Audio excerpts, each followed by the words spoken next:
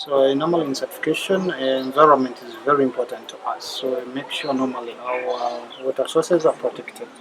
So one of the things we normally do is to make sure that we plant vegetation around the rivers to avoid any pollution or filtering around the river. Normally we encourage the buffer zones to be at least 5 meters and more. But normally in the environment where we're working, we're coming from where the farmers haven't been having any buffer zones. So at least we encourage them start from around 2 meters and above.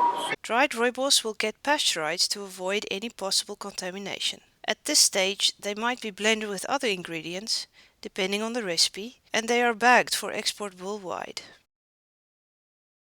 Sustainability is key in the rooibos production, as through implementation of best practices the crop production can be optimized, workers are benefiting from better working conditions, and the fragile and diverse veld environment is protected. Como ven ustedes, hacemos un pequeño huequito en la botella que está cortado, el frasquito está amarradito y acá lo tenemos, ¿no?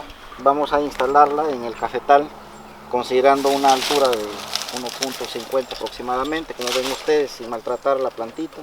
Son las trampas que están instaladas. The form of child labor is partly out of school. Yes, at times she goes, but she's not full-time at school.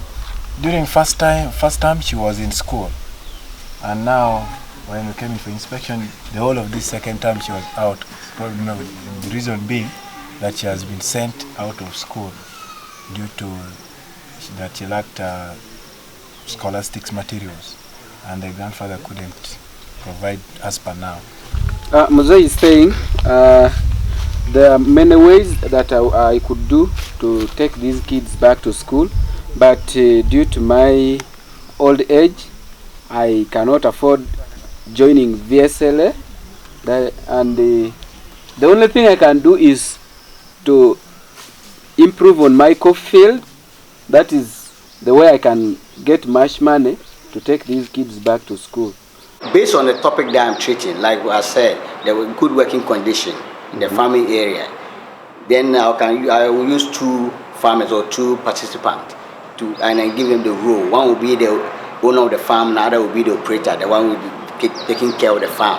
And I will call another person to interview the owner of the farm, how he treats the operator and how much he pays. From then I will also allow him or her to also ask. Si vous voyez aujourd'hui le cacao, on dit cacao certifié, la Côte d'Ivoire est meilleure producteur, productrice et tout ça. C'est grâce aux femmes. Parce que quand les femmes veulent faire quelque chose, elles le font en fond. Vous voyez bien, ce producteur maintient les arbres dans son champ.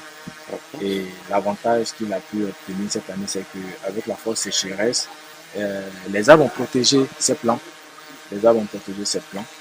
Comparé à notre ami d'à côté, qui n'est pas dans le programme et qui, il n'y a pas longtemps, continuait même d'abattre ses arbres dans son champ, a subi vraiment les effets de la chaleur et les plants ont été laissés pour compte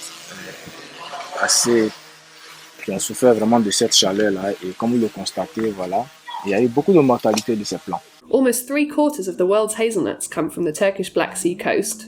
This farm follows the UTZ standard for sustainable farming. The hazelnut orchards are regularly rejuvenated by planting new trees to make sure they're always at their most productive.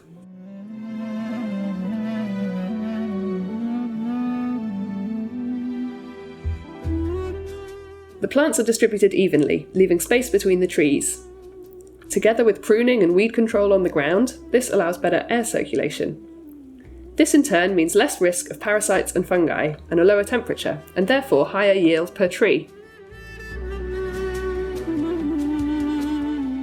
By being UTZ certified, you have no option but to make certain that you take care of the welfare of your staff. You take care of the environment and that your business is economically viable.